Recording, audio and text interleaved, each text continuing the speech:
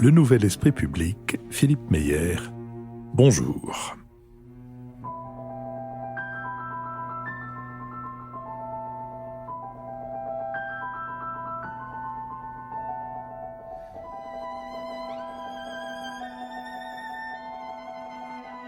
Bonjour, merci de nous avoir rejoints pour cette nouvelle émission thématique qui sera consacrée à la galaxie zadiste et pour laquelle nous recevrons Sandra Laugier. Cette série d'émissions thématiques est soutenue par le groupe d'assurance MMA. Elle est soutenue de deux manières, financièrement, par une contribution qui contribue, comme son nom l'indique, aux frais de la production, mais elle est soutenue aussi moralement à travers le fait que ce groupe MMA fait connaître notre podcast à ses clients et aussi à ses employés. Et puis cette émission, comme toutes les émissions, pas seulement les thématiques, est soutenue financièrement par ses auditeurs que, selon une tradition désormais bien ancrée, nous remercions les uns après les autres. Je remercie donc, moi, Victor Fronter, Catherine Pinotto, Jean-Pierre Barrière et Nicolas Quéroux, Marc-Olivier Padis, directeur des études de la Fondation Terra Nova. Je remercie Saint-Pierre, Jean-Paul Matiex, Daniel Arnaud et Pierre Dain. Lucille Schmid, membre du comité de rédaction de la revue Esprit. Alors moi, je remercie Laurence Nagui, Bertrand Tavernier, est-ce le cinéaste, Frédéric Cugnet-Royer et Jean-Claude Olivier. Et Sandra Laugier qui avait accepté de vous joindre à notre cœur. Bien sûr. Donc je remercie Jacques Ferron, Nicolas Mialon, Marc Hauser et Jacques Medioni. Merci à eux et merci à vous, Sandra Laugier, Merci. Dont je précise qu'après avoir étudié à l'École normale supérieure et à l'Université de Harvard entre 1980 et 1985, vous avez obtenu un doctorat en philosophie à l'Université Paris-Sorbonne en 90. Vous y êtes désormais professeur, responsable du Centre de philosophie contemporaine et membre de l'Institut universitaire de France. Vos travaux de recherche portent notamment sur le langage, la connaissance, le genre ou l'éthique, mais aussi plus récemment sur la désobéissance civile. Aux dernières élections présidentielles, vous étiez engagé aux côtés de Benoît Hamon. Votre livre « Le principe démocratie, enquête sur les nouvelles formes de politique », coécrit avec Albert Augien et publié en 2014, s'interroge sur les mouvements extra-institutionnels qui ont émergé ces dernières années, en opposition tantôt au pouvoir en place ou à la démocratie libérale et tantôt au libéralisme, à la mondialisation, comme dans le cas du zadisme. Ce mouvement, dit du zadisme, tire son nom de l'appellation zone à défendre et il désigne généralement un groupe de personnes qui s'installent dans un endroit menacé par un projet jugé inutile ou dangereux pour l'environnement. Ce nouveau mouvement social trouve son illustration la plus connue dans l'opposition à la construction du futur aéroport de Notre-Dame-des-Landes, en Loire-Atlantique. Ce projet, lancé en 1963, devait répondre à la saturation de l'aéroport international de Nantes-Atlantique. Il visait également à transférer les activités commerciales de la région vers de nouvelles infrastructures plus modernes. Dès 1972, une forte opposition a donné lieu à de nombreuses controverses au niveau local et national. Si la ZAD s'inscrit dans la lignée des luttes environnementales à l'exemple de celles menées au Larzac ou à Plogoff, elle est aussi, dès ses débuts et plus encore après l'opération de police de 2012, un projet de société à défendre. Les zadistes disent ainsi porter un projet politique plus vaste en, je cite, en habitant politiquement le lieu. Ils se sont d'ailleurs rapidement organisés en communautés autonomes et indépendantes, capables de vivre en quasi-autarcie, en opposition aux normes politiques et économiques classiques. La zone à défendre de Notre-Dame-des-Landes s'est ainsi dotée, entre autres, d'une crèche, d'un marché, d'une brasserie, de projets agricoles alternatifs, et toute une vie s'est construite autour de ce territoire de lutte. L'idéal zadiste est aussi de créer une société égalitaire, où chacun serait assuré que sa voix au chapitre compte. Cependant, les inégalités économiques et sociales subsistent sous des formes diverses. Au sein des assemblées décisionnelles quotidiennes, certaines voix conservent une influence plus importante que d'autres en fonction de l'ancienneté, du niveau d'études. Et les critiques internes du fonctionnement de cette micro-société se sont faites plus nombreuses au fur et à mesure des mois et des années. À Notre-Dame-des-Landes, la résistance de la ZAD a conduit le gouvernement à abandonner le projet en janvier dernier, plus de 50 ans après son lancement. À propos, mais aussi au-delà de Notre-Dame-des-Landes, nous voudrions, Sandra Laugier, voir avec vous ce que représente cette galaxie zadiste et vous demander comment vous en définiriez les contours et la nature. Sandra Laugier. Merci beaucoup. D'abord, une petite précision. Je n'enseigne pas à l'université Paris-Sorbonne, mais l'université Paris 1, Panthéon-Sorbonne. Excusez-moi, mais je dois dire que je suis de la génération pour laquelle il y avait la Sorbonne, et donc tout, voilà. Voilà, époque regrettée, mais il faut bien dire que cette différence a une importance, puisque Paris 1, Panthéon-Sorbonne s'est récemment illustré en reprenant ce modèle zadiste et en occupant le site de Tolbiac, et donc est devenu aussi un lieu finalement de résistance zadiste provisoire. Et je crois que c'est un exemple parmi d'autres du fait que ce zadisme, alors qui est déjà une sorte de détournement de la définition initiale de la ZAD, de la zone d'aménagement différé, puisque c'est devenu zone à défendre, et donc ce slogan finalement, ou cette appellation zone à défendre, c'est vraiment quelque chose qui va caractériser de façon assez nouvelle un certain nombre de mouvements et d'actions politiques. Mais il est clair que l'action à Notre-Dame-des-Landes est vraiment le modèle initial, c'est-à-dire l'idée de l'occupation d'un terrain, donc une occupation physique, donc la volonté de se réapproprier un territoire. Donc ça, je crois que c'est quelque chose qui est très constant dans l'ensemble de ces mouvements. Donc ça rejoint bien sûr les mouvements d'occupation du début du XXe siècle, du XXIe siècle, de notre siècle. Donc Occupy, Podemos, Syriza. Enfin, il y a eu tout un ensemble d'actions qui ont pris cette forme de l'occupation. C'est-à-dire de cette réappropriation, alors non pas d'une sorte d'occupation insurrectionnelle d'un lieu nouveau, mais de l'occupation d'un territoire comme étant déjà à soi, de la réappropriation. Il y a un terme qui est très intéressant, même s'il n'existe en fait qu'en anglais, qui est le terme de claim, de revendication, mais qui est donc à la fois la revendication politique en tant qu'elle va être fondée dans justement la singularité aussi des personnes, et qui est aussi le territoire, la parcelle qu'on va occuper, la concession.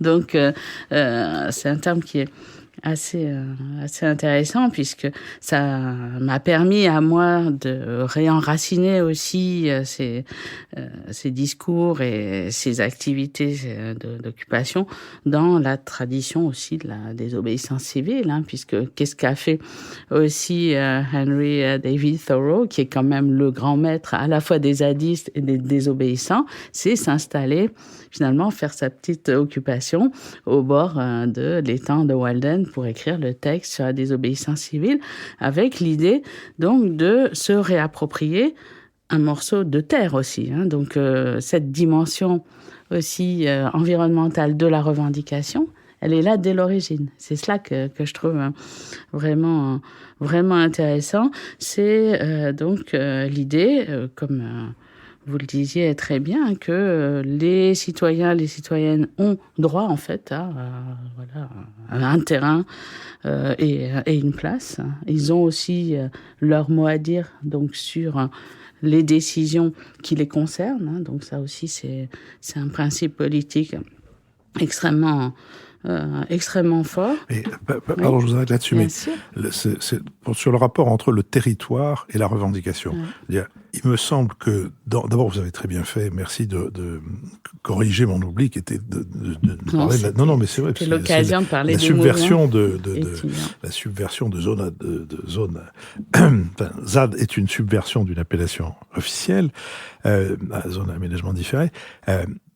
Mais ce que j'aimerais éclairer, c'est le rapport entre la possession, en tout cas l'occupation d'un territoire, considéré comme indispensable à l'expression d'un désaccord, je ne parle pas encore de désobéissance, mais d'un désaccord.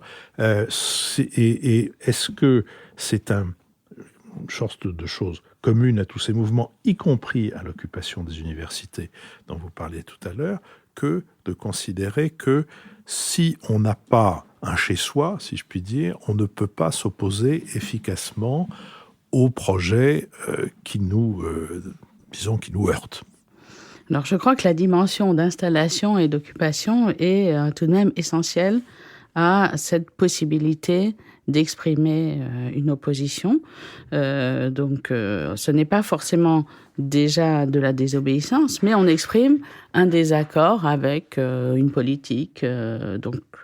Par exemple, Thoreau, même si Walden au départ n'est pas forcément une désobéissance, son installation là sur ce lieu signale en fait qu'il veut se tenir à l'écart de la société, d'une société dans laquelle il ne se reconnaît pas, et donc dont la politique en particulier le dégoûte à cause de la guerre au Mexique, du traitement fait aux Indiens et aux esclaves. Donc c'est extrêmement important puisque cela signifie que l'individu peut se poser donc en rupture avec la forme de gouvernement à laquelle il est soumis. Mais la nouveauté dans l'action de Thoreau, c'est de dire « je reste à l'intérieur, je ne m'exile pas ». Donc, c'est important puisqu'on entend cela aussi chez beaucoup de zadistes, en particulier à Notre-Dame-des-Landes, de dire « attention, on veut rester dans la société, on ne veut pas être des marginaux ». Et c'est cela aussi, la revendication qu'il y a là. Lucille Schmidt. Oui, moi, ce que je trouve très intéressant dans ce que vient de résumer Sandra, c'est la question de ce qu'on pourrait appeler une démocratie concrète. C'est-à-dire que, au fond, la difficulté à laquelle nous sommes confrontés dans nos sociétés, c'est d'avoir l'impression que le débat politique est quelque part de surplomb par rapport à la vie quotidienne. Et en fait, on s'aperçoit à travers l'exemple des zadistes que c'est aussi, quelque part, en construisant une crèche, vous avez oublié, Philippe, de mentionner la bibliothèque, qui est évidemment très importante. Et moi, d'une certaine manière, j'ai compris Notre-Dame-des-Landes quand j'ai été là-bas. J'étais invitée à quelque chose d'assez étrange, c'est que Dominique Méda, qui est une sociologue assez connue, remettait la Légion d'honneur à Marie-Monique Robin, cinéaste et très engagée sur le plan écologique. Ils avaient choisi de le faire à Notre-Dame-des-Landes. Et bon, c'était un peu bobo parisien d'aller là-bas. Mais en tout cas, ce qui était intéressant, c'était de parcourir, moi qui ne connaissais pas j'ai parcouru le lieu, j'ai vu à la fois les fermes, les lieux où se tiennent des zadistes qui eux, sont plus du côté d'une forme de marginalité. C'est-à-dire qu'il y a ceux qui travaillent, puis ceux qui choisissent quelque part de ne pas travailler aussi sur ce lieu. Et donc, j'ai vu la diversité de cet engagement. C'est là-dessus que je voulais insister. C'est que on peut... là-bas, il y avait une sorte de société avec une diversité. C'est pas comme Thoreau qui, lui, est seul et il met ça en scène. Là, il y avait cette diversité. D'ailleurs, quelquefois, les gens avaient du mal aussi à se parler. Il fallait... La démocratie, c'est aussi avoir la capacité de débat. Donc, il y avait à la fois une nature extrêmement présente, mais pas spectaculaire. C'est-à-dire qu'on nous a dit que c'était une zone humide et qu'il fallait préserver la biodiversité. Vous vous promenez à Notre-Dame-des-Landes, vous avez l'impression que c'est la nature comme vous la voyez quotidiennement. Et en même temps, vous réalisez que c'est cette nature quotidienne qu'il faut préserver. Moi, c'est quelque chose qui m'a frappée. Et à côté de ça, il y a ces lieux dans lesquels on débat, dans lesquels on vit, avec une marginalité assumée, ou pas, parce qu'il y a aussi ces fermes où le lait est récolté, le lait est vendu. Donc il y avait une espèce de diversité de cette société, et ça donne l'impression qu'une démocratie peut se réinventer à une petite échelle, mais se pose assez vite la question de comment ça se réinvente ensuite à la grande échelle. Moi, ce qui me frappe, c'est la différence entre on parcourt Notre-Dame-des-Landes, on se sent partie prenante assez vite, et en même temps, comment on en parle de Notre-Dame-des-Landes ailleurs. Moi, je faisais partie, par exemple, de l'équipe de négociation entre les socialistes et les écologistes lorsqu'ils ont conclu un accord de gouvernement en 2011, avant d'être ensemble au pouvoir en 2012, l'espace d'une année.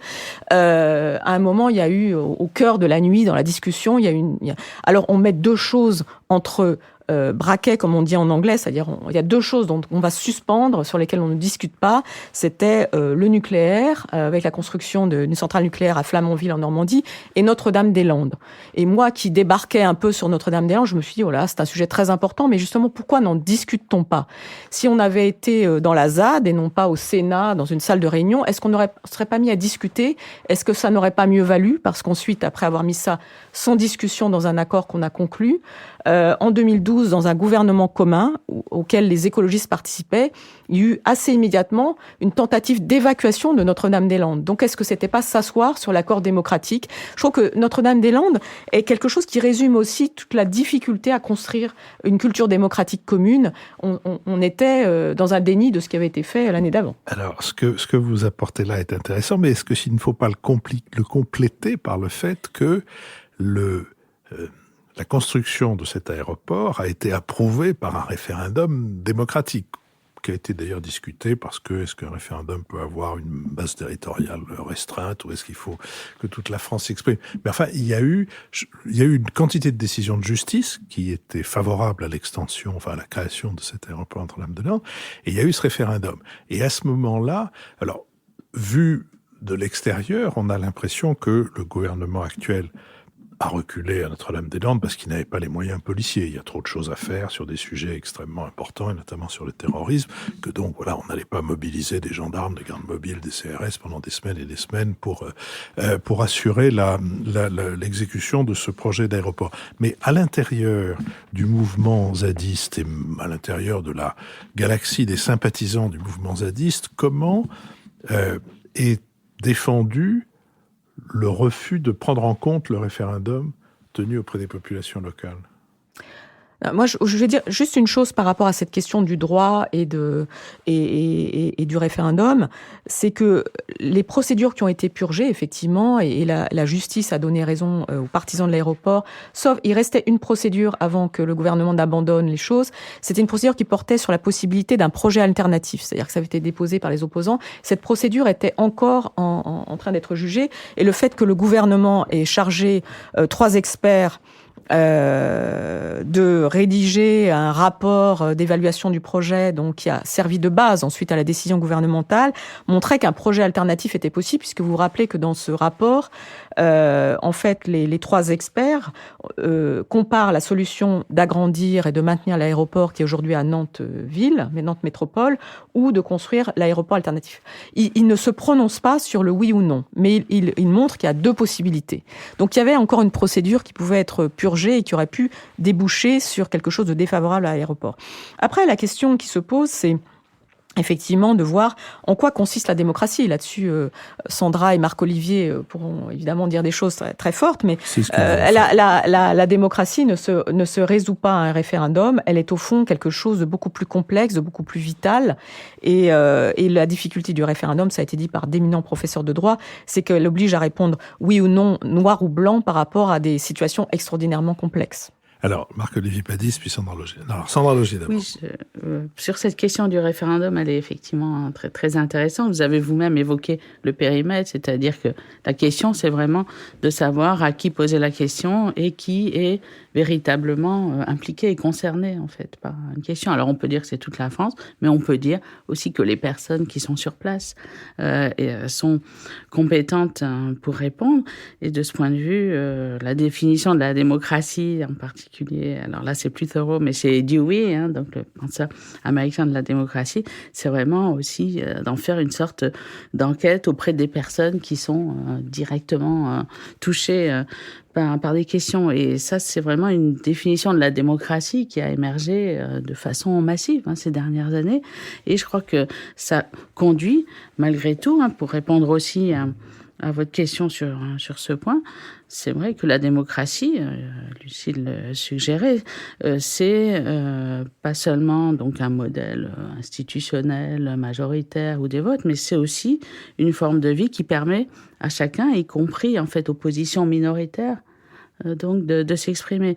Et ces références justement, Thoreau, Dewey, puis il y en a d'autres bien sûr, permettent en fait de dire que une personne, même une minorité, et même une personne seule peut aussi avoir raison contre une majorité.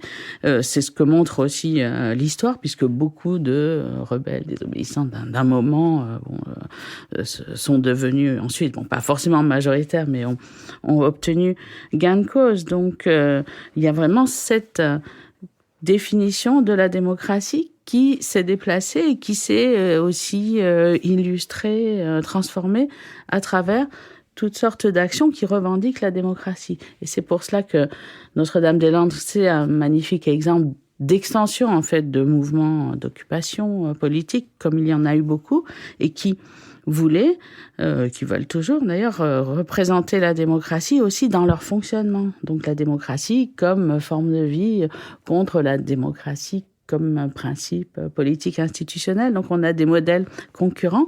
Et donc il y a cette idée que la démocratie peut aussi être réalisée ici et maintenant. On n'est pas une sorte d'idéal lointain ou de principe constitutionnel seulement.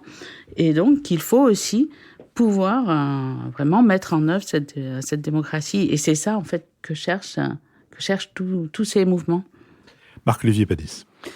Oui, je voulais justement développer dans un premier temps la discussion sur la valeur d'exemple de Notre-Dame-des-Landes, parce qu'on poursuit deux discussions en même temps. À la fois, on s'intéresse au cas de Notre-Dame-des-Landes et en même temps, il y a cet élargissement, savoir est-ce que c'est un cas particulier d'une série plus générale qui est, disons, des mouvements d'occupation qui s'ancrent dans un territoire particulier. Mais alors, je voudrais revenir sur cette typologie. Peut-être on peut l'affiner un peu, parce que on a des cas comme la ZAD, où c'est une occupation d'un espace agricole lié à un projet d'aménagement particulier. De ce point de vue-là, donc on a l'aéroport, mais il y avait le barrage de Sivens auparavant, il y a des projets de grands complexes touristiques, il y a le projet de grands supermarchés, ou même, on ne sait même plus s'il faut appeler ça un hypermarché au nord de Paris, là près de Roissy. Il y a le Lyon-Turin qui est mis en cause aussi côté italien. Donc là, on voit bien ces projets d'aménagement, et l'idée est la protestation est immédiatement liée à une revendication environnementale et écologiste, parce qu'on défend des lieux pour leur qualité environnementale propre. Mais on a fait référence aussi à des mouvements qui sont plus urbains, c'est-à-dire ce qu'on a appelé à une époque le mouvement des places, c'est-à-dire la Puerta del Sol en Espagne, Occupy Wall Street à New York, où là, on était juste après la crise économique de 2007-2008, enfin l'effondrement des marchés, et le désir de revenir sur de la terre ferme était une espèce de revendication politique contre cette perception, disons, de la puissance des marchés dans leur côté abstrait, dans leur côté numérisé, transnational, enfin insaisissable. Et donc il y avait un désir de se localiser, mais où dans le fond, bon,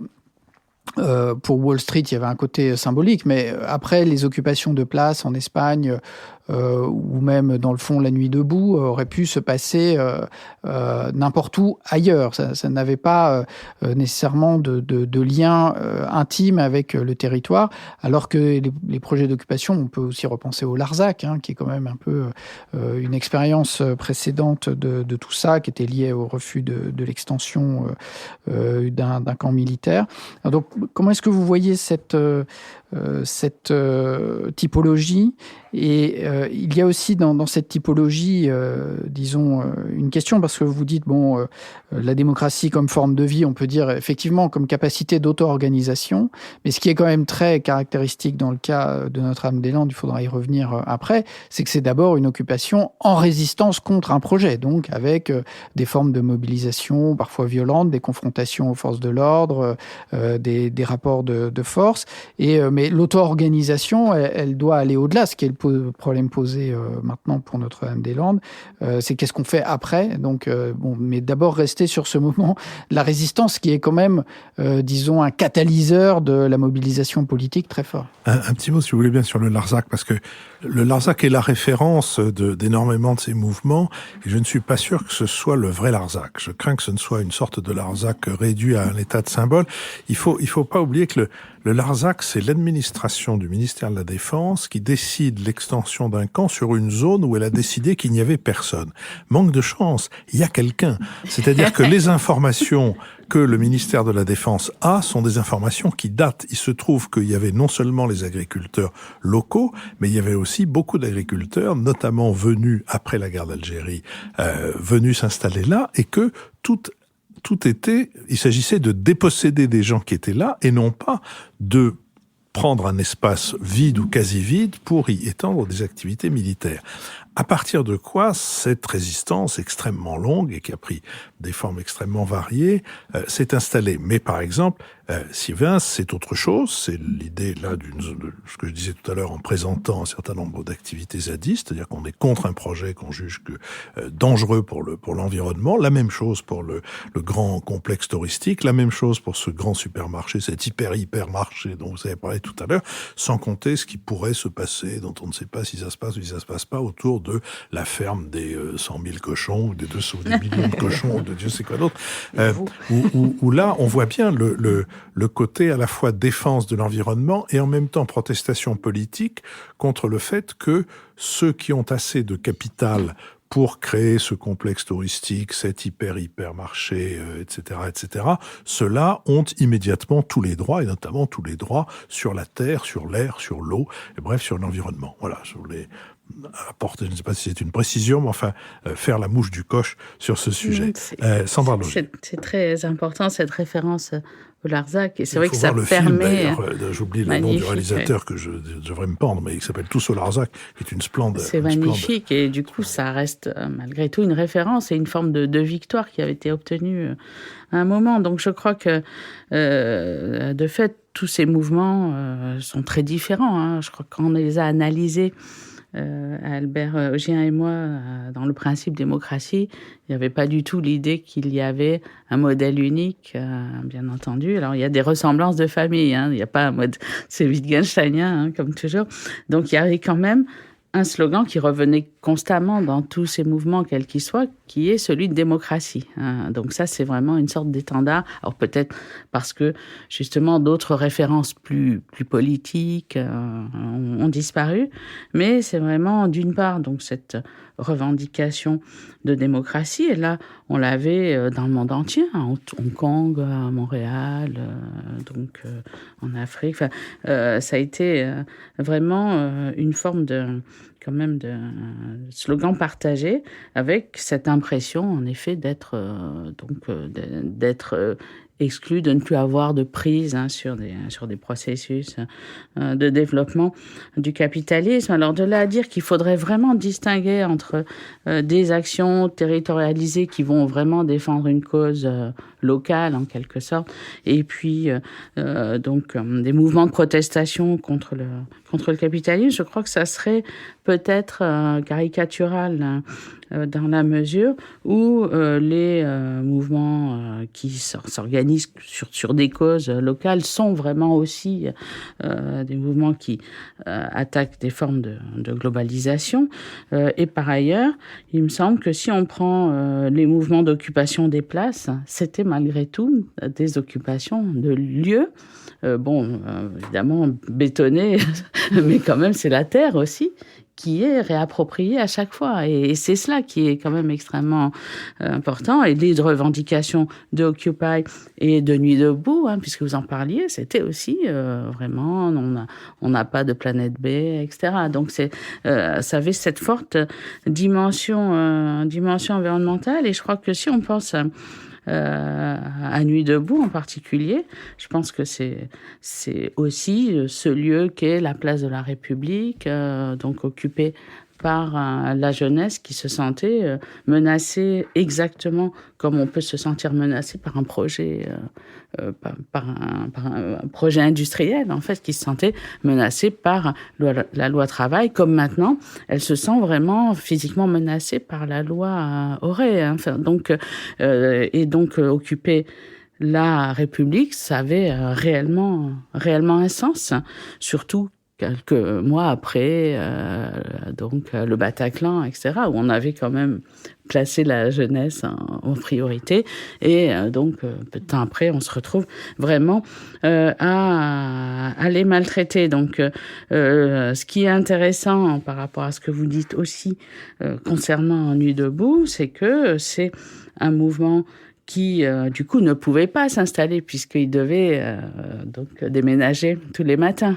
Et je crois que c'est aussi un élément très important, cette impossibilité d'installation physique. Donc ça montre, malgré tout, l'occupation, le fait de pouvoir rester là, d'installer en effet des crèches, alors des cuisines, par exemple la Puerta del Sol, est un mouvement qui a réussi aussi parce qu'il pouvait s'installer à long terme, donc faire venir des familles donc qui étaient sur place, des personnes âgées, etc. Et ça, je crois que ça a une grande importance. C'est pour ça que, quand même, démocratie comme forme de vie, je pense que c'est quand même le slogan partagé, puisque c'est vraiment essayer, comme vous le disiez, d'exemplariser donc des rapports égalitaires, et donc de montrer que la démocratie est possible. Et c'est vrai que la plupart de ces mouvements n'ont pas fait émerger de chefs individuels, par exemple. Ça aussi, c'est quelque chose. Il y en a qui ont essayé pour Nuit debout, mais donc je pense que c'est vraiment cela qui a fermé. Donc je pense qu'il y a quand même cet élément commun. Marc-Olivier Padis. Mais une critique qu'on peut faire de ce point de vue-là à la stratégie d'occupation physique d'un lieu, c'est que ça produit quasiment inévitablement un mouvement de radicalisation du mouvement, enfin des revendications, du style politique. C'est-à-dire que la difficulté de ce type de mouvement, c'est d'arriver à s'élargir. C'est-à-dire que la démocratie, elle doit pouvoir justement être partagée et pas simplement être la démocratie d'un petit groupe de plus en plus étroit, fermé, groupusculaire. Et or, si on veut occuper un lieu, ça veut dire vraiment dormir sur place. C'est des sacrifices personnels extrêmement forts. Et ça produit quasi inévitablement le fait que ce sont, dans le fond, les plus motivés, ceux qui n'ont pas de famille, ceux qui n'ont pas de responsabilité immédiate qui restent là. Et donc, est-ce que c'est pas une difficulté de fond de ce type de mouvement d'être condamné, en quelque sorte, à ne jamais réussir à rejoindre des populations plus larges et à s'enfermer dans des logiques étroites? Oui, Lucille Schmitt. Oui, moi, je voulais dire une chose, c'est que à Notre-Dame-des-Landes, par rapport à ce que vient de dire Marc-Olivier, il y a toujours eu des agriculteurs, par exemple, qui étaient installés là de très longue date. Et l'installation, en fait, il y a eu de plus en plus de monde qui est venu à partir de 2007. En fait, l'installation des zadistes, c'est pas produite. On dit, le projet a été lancé en 1967. Après, il y a eu une longue période de sommeil, relance au moment des années Jospin. Et donc, c'est au moment, justement, de cette crise, d'ailleurs, économique, 2007-2008, que, aussi à Notre-Dame-des-Landes, les choses s'installent. C'est assez intéressant. Par rapport à ce que tu viens de dire sur la question de la violence ou du côté groupusculaire, je crois que ça pose plus largement la question de la confrontation. C'est-à-dire comment ce monde-là se confronte au fond au monde dominant. Et ça, je pense que c'est une question politique essentielle. Et je trouve que Notre-Dame-des-Landes est intéressant parce que, bon, quelque part, la confrontation et l'évitement ont été permanents. Et on arrive là à quelque chose, donc on décide du renoncement au projet, mais la confrontation a quand même lieu parce qu'il y a des gens qui décident de ne pas partir. La grande majorité de ceux qui étaient sur le site ont appelé à partir parce que l'aéroport avait été abandonné, parce qu'il fallait justement réinvestir la zone avec un projet qui était différent, projet agricole notamment. Donc, et puis il y a ceux qui décident de se confronter violemment aux forces de l'ordre, avec quelquefois des choses assez graves, comme ce qui s'est passé de cet étudiant qui a perdu sa main parce qu'il a ramassé une grenade et qui dit qu'il était venu sur le site par curiosité. Donc on arrive parfois à des aberrations dans ces... Mais ce sujet de la confrontation est une question politique essentielle. Je voulais donner là-dessus un exemple pour montrer la ligne rouge ou le lien entre ces différents projets. On a parlé tout à l'heure d'Europa City, qui est en fait le projet d'hypermarché qui est lancé par Auchan, par le groupe Auchan, avec un actionnaire chinois à proximité de Roissy.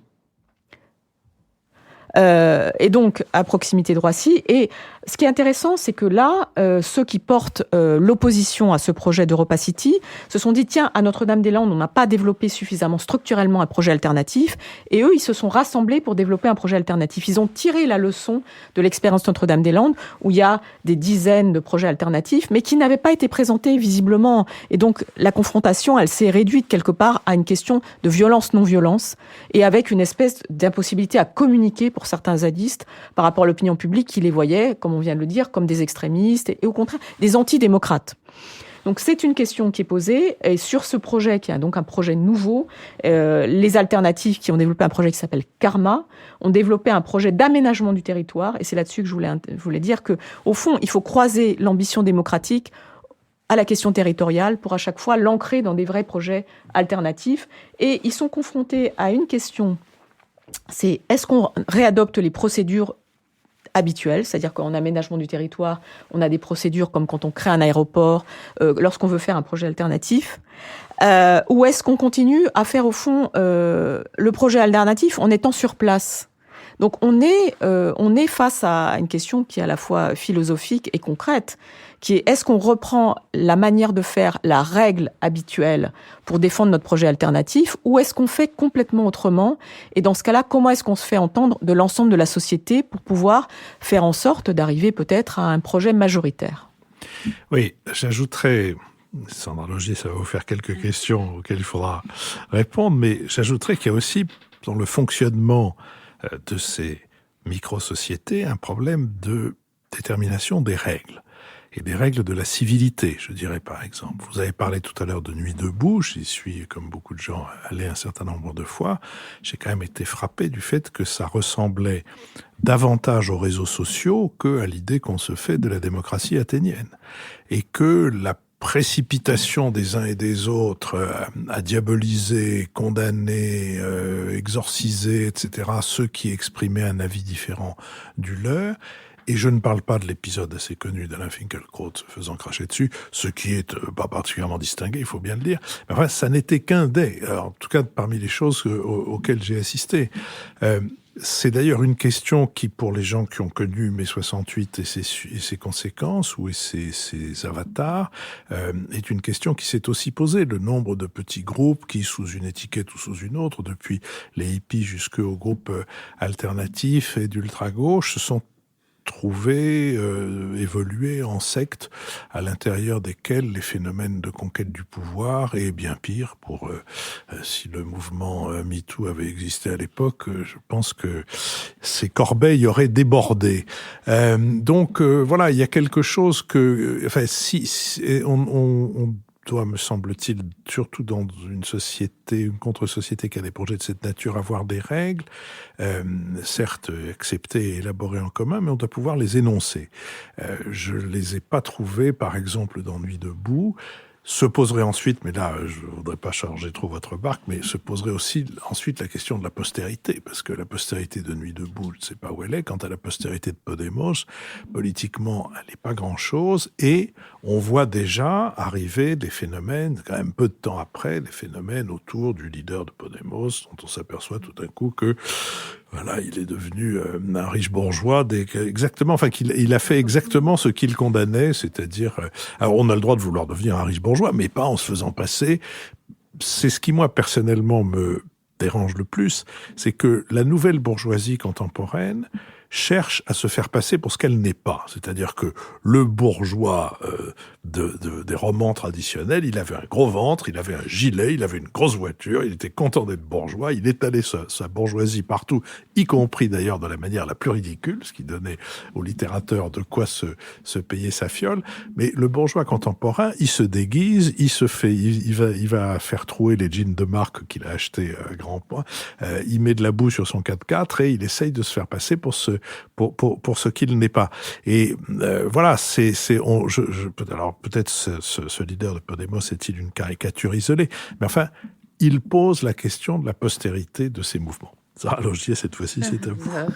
La postérité de ces mouvements, c'est une question permanente, puisque aucun de ces mouvements, on a vraiment fait une enquête approfondie, aucun de ces mouvements ne dure au-delà de 2 mois, en fait. C'est vraiment, il y a une typologie, hein, c'est Podemos, assez clair. C'est plus long, quand même. Podemos, parce qu'il y a eu cette relative réussite politique, mais les mouvements d'occupation ont du mal, en effet, à se prolonger. Alors peut-être Notre-Dame-des-Landes en est un, puisque de fait, après l'abandon du projet, qu'est-ce qui reste ? C'est une proposition de forme de vie, et c'est elle qui est attaquée et criminalisée. C'est ça que je trouve intéressant. Mais pour ces mouvements-là, de fait, ils sont souvent... de toute façon, ils sont minoritaires, hein, ça, c'est clair, et il n'y a jamais d'acceptation globale.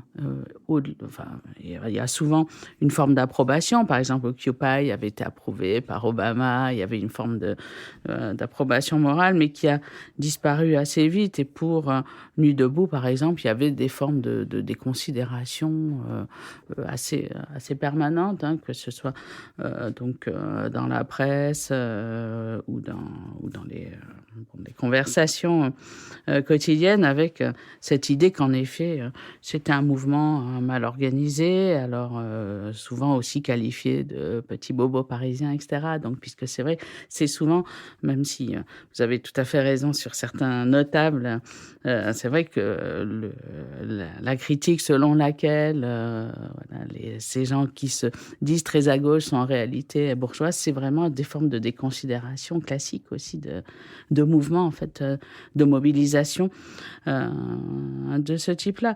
Je crois, dans le détail, et il y a eu plusieurs films qui l'ont quand même montré, alors on n'a peut-être pas la même vision, je crois que dans le détail, Nuit debout a vraiment essayé d'organiser des règles de discussion, de délibération. Au contraire, je crois que beaucoup de gens trouvaient très pesantes l'ensemble des contraintes qui étaient vraiment présentes dans les débats. Il y avait vous savez, tous ces petits codes.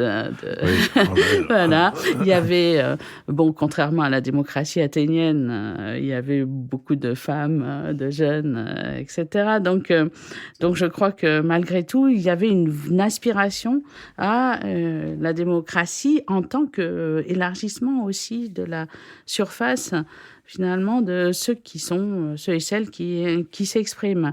Bien sûr, après, il y a des débordements, des incidents grossiers, et puis parfois des violences, hein, mais je crois qu'il y a quand même un mécanisme très, très constant. On l'a vu avec Nuit debout, puis on l'a vu aussi avec les mouvements étudiants plus récents. Il y a toujours, en fait, ce mécanisme de déconsidération, en fait, morale, hein, maintenant, très, très fort, de toute action de ce type-là. Et je pense qu'il faut quand même aussi s'interroger, hein, là aussi, c'est des questions que je vous pose aussi, hein, s'interroger sur cette position des considérations, parfois de criminalisation, de conduite ou de groupements qui sont malgré tout l'expression de réelles contestations et frustrations. La criminalisation, ça c'est une réponse classique des gens qui sont des partisans absolument, passion de l'ordre à tout prix. C'est pas ça la question. Je pense pas qu'on puisse criminaliser Nuit debout, même s'il y a eu dans la foulée du Nuit debout, comme il y a dans les queues de manif avec les Black Blocs, des gens qui, etc. Non, c'est l'absence de manif. C'est l'absence, vous les têtes ou les queues, oui. Mais c'est l'absence de produit, si je puis dire. Je vais prendre un exemple. J'ai parlé tout à l'heure du Larzac. Bon, laissons le Larzac, mais il y a eu un film récemment, 120 battements par minute, qui a rappelé un peu l'histoire de Aide. D'Act Up, pardon.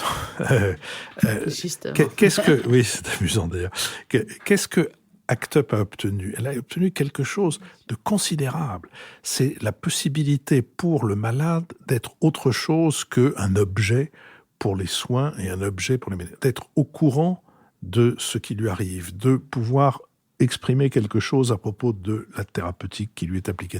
Ça a été une révolution à l'intérieur du monde médical, où même si mai 68 était passé par là, il restait encore une forme de mandarinat et de c'est nous qui savons, fichez-nous la paix, ce qu'on fait pour votre bien. Ce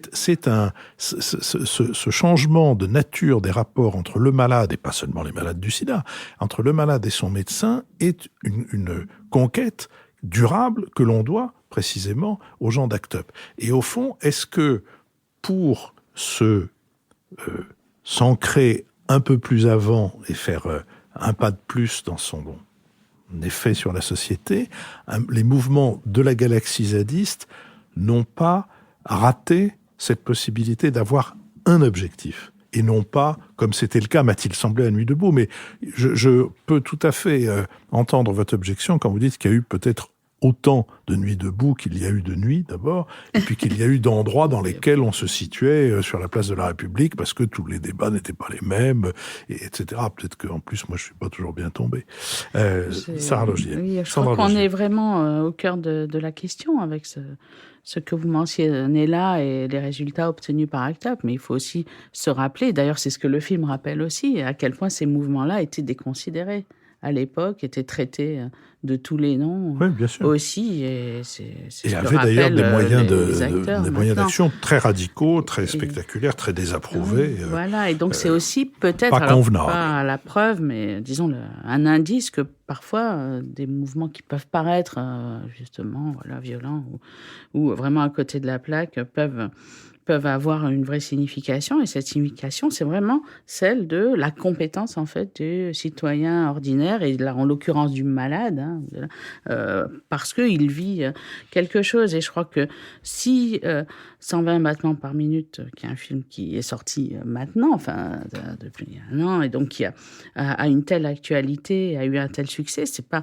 seulement à cause des acquis de ACT UP, mais c'est aussi parce que cela traduit cette volonté politique, et c'est justement cette manière de débattre qu'on trouve dans 120 battements par minute. Eh bien, c'est elle qu'on va retrouver aussi, que ce soit alors sous une forme peut-être évidemment moins belle ou moins claire, mais on va la retrouver dans tous ces mouvements-là. Et aussi cette nécessité de se trouver ensemble, d'avoir des corps en présence pour pouvoir exprimer une revendication politique. Et je crois que c'est important, puisqu'on parle beaucoup des réseaux sociaux, de la globalisation, des revendications. Et c'est vrai, ça permet une sorte de légitimation mutuelle, mais c'est vrai que tous ces mouvements montrent aussi à quel point être ensemble, c'est important.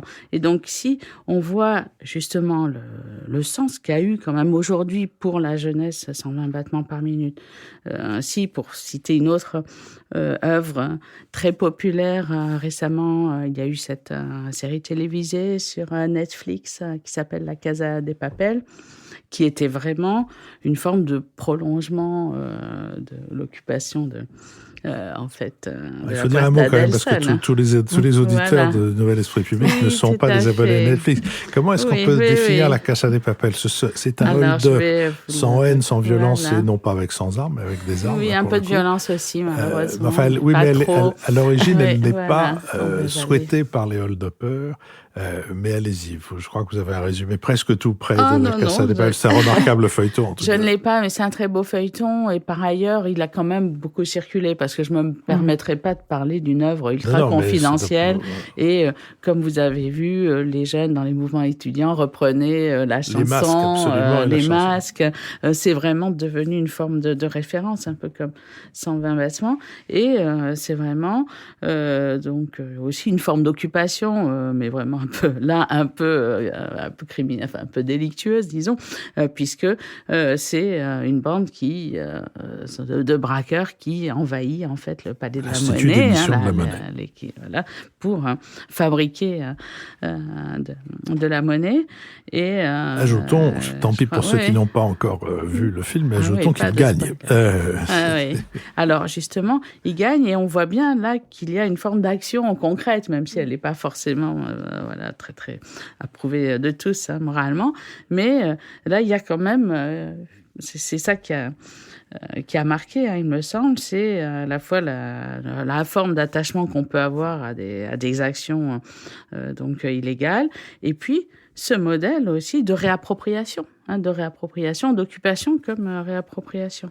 Et ce que je trouve aussi intéressant, alors là peut-être moins positif, c'est que on voit là que l'occupation, et on a vu ça aussi dans les universités, ça n'est pas seulement une sorte de réappropriation publique et ouverte comme l'était encore Nuit debout, mais qu'il y a aussi des formes d'enfermement. Là, je crois que c'est intéressant par rapport aux remarques qu'on a faites tout à l'heure sur les risques, puisque dans Casa de Papel, ils sont quand même enfermés, et c'est vraiment ce modèle-là, et donc le modèle du siège un peu, et donc l'expression zone à défendre, elle contient aussi cette dimension-là. Marc-Olivier Padis. Oui, je voudrais illustrer un contre-exemple, une autre manière de mobilisation intéressante. Après la fin de la guerre d'explosion de la Yougoslavie, il y a des jeunes qui voulaient obtenir le départ de Milosevic, le président serbe, qui, malgré la défaite militaire de la Serbie, était toujours en place. Et ils ont tout de suite compris que dans le contexte d'une société extraordinairement divisée qui sortait d'une décennie de guerre et d'un pays incroyablement militarisé et policier, il n'avait aucune chance de parvenir à renverser Milosevic par des voies de mobilisation classiques et surtout violentes. Et donc, ils ont pris une option complètement opposée, qui a été une option d'élargissement systématique des cercles de la mobilisation. Et ils ont compris que pour ça, il y avait une condition, c'était à la fois d'être d'abord évidemment non violent, de trouver des formes de participation qui pouvait impliquer différents profils de citoyens, des mères de famille, des jeunes, des personnes plus âgées. Et ils ont trouvé des formes d'action ludiques, participatives, légères, avec des concerts, des manifs dans la rue, des choses assez classiques, mais aussi des choses plus décalées, plus humoristiques. Notamment, ils mettaient des slogans sur des petites balles de ping-pong qui dispersaient dans la ville, et ça obligeait les policiers à ramasser les balles de ping-pong un peu partout. Et comme ils avaient l'air complètement ridicules à se baisser pour ramasser les balles une par une qui réapparaissaient au fur et à mesure, ça tournait en dérision l'action policière. Ouais. Et ils ont brisé le cercle de la peur qui tenait ce pays depuis plus d'une décennie en faisant comme ça. Et c'est des méthodes de mobilisation qui ont été reprises après à Kiev pendant le Maïdan, aussi le nom d'une place, Maïdan, la grande place centrale de Kiev, et qui n'était pas un mouvement minoritaire. C'était un mouvement pluraliste qui a rassemblé toute la société ukrainienne. Alors certes, dans un contexte de confrontation avec le grand voisin russe qui ne manquait pas de ressources et de violence non plus de son côté. Mais c'est pour dire, voilà, c'est une autre philosophie de la mobilisation sociale que je trouve aussi intéressante. Lucille Schmitt. Oui, je pense que ce que vient de dire Marc-Olivier est très intéressant et ça fait écho à ce que disait Sandra sur, au fond, la question c'est est-ce qu'on est sur des mouvements minoritaires et est-ce qu'on est sur des mouvements où une forme de violence va apparaître. Et il faut essayer de répondre à ces questions parce que moi je crois que sur la question minoritaire avant-gardiste, je crois que si on veut revitaliser nos démocraties, il faut prendre le risque d'être minoritaire. Et là-dessus, je voudrais quand même dire une chose, c'est qu'il y a une territorialisation de ces mobilisations, mais il y a aussi ce phénomène des lanceurs d'alerte qui, eux, ne sont pas dans la territorialisation, mais qui, au fond, signalent le même mouvement, qui est de remettre des contenus et de contester un système qui, quelque part, n'a plus de sens. On le voit sur la question de la finance, on le voit sur le sujet de la cause animale, on le voit sur la question, effectivement, de MeToo. Enfin, je pense que MeToo, certes, les femmes sont majoritaires, mais elles ont le sentiment d'être minoritaires. Donc, il y a cette manière de lancer l'alerte qui se manifeste sans être territorialisée, mais qui est en écho aussi à cette question d'implantation, de réenracinement démocratique. Donc ça, c'est un point important. Je voulais aussi dire une chose par rapport à toute votre discussion sur ACT UP que je trouve assez passionnante, parce qu'on voit bien que quelque part aussi, la compétence, l'expertise implique parfois d'avoir vécu ce dont on parle. C'est-à-dire que, au fond, ce qu'a fait ACT UP, il y a eu après la loi sur le droit des malades de Bernard Kouchner, et au fond, elle est directement issue de cette manière de remettre de la démocratie à l'hôpital face à des sachants, des experts qui, en même temps, n'ont pas l'habitude d'écouter son corps comme on l'écoute quand on est soi-même malade. Donc, il y a cette question de remettre la parole à égalité entre le sachant et l'expertise citoyenne. Et je voulais quand même dire une chose, c'est que là-dessus, par exemple, les 3 rapporteurs du rapport Notre-Dame-des-Landes ont dit qu'ils avaient été extraordinairement intéressés et surpris par le niveau d'expertise citoyen qu'ils ont trouvé par rapport à la relecture des rapports d'expertise publique qui, eux, étaient nuls. C'est-à-dire que quand ils ont regardé les évaluations économiques sur lesquelles reposait la question de l'aéroport, ils se sont aperçus qu'elles étaient fausses. Et ils ont complètement revu ça en fonction de ce que leur avaient dit les experts citoyens. Et donc, on est aussi dans un moment où il faut remettre en cause les rapports d'autorité établis, tout simplement pour remettre ces contenus et s'apercevoir que la démocratie, c'est aussi se dire que, tiens, ceux qui vivent ça ont peut-être très bien travaillé et peuvent avoir retrouvé une place dans le débat démocratique, même par rapport au Parlement. Donc, on réinsuffle dans les institutions des choses qui viennent du terrain. Moi, je pense que ça, c'est un point très essentiel. Je pense qu'Antoine Deltour, comme lanceur d'alerte sur la question financière, a dit des choses infiniment plus intéressantes que beaucoup de députés, tout simplement parce qu'il connaissait les choses de l'intérieur, qu'il avait été révolté de l'intérieur, mais qu'ensuite, comme expert, il avait fait ce genre de choses. On avait reçu, à un moment, j'avais organisé une conférence avec quelqu'un qui avait créé l'organisation Finance Watch à Bruxelles. Venant de la banque, il avait réussi à modifier le contenu des directives européennes parce qu'il connaissait les choses de l'intérieur.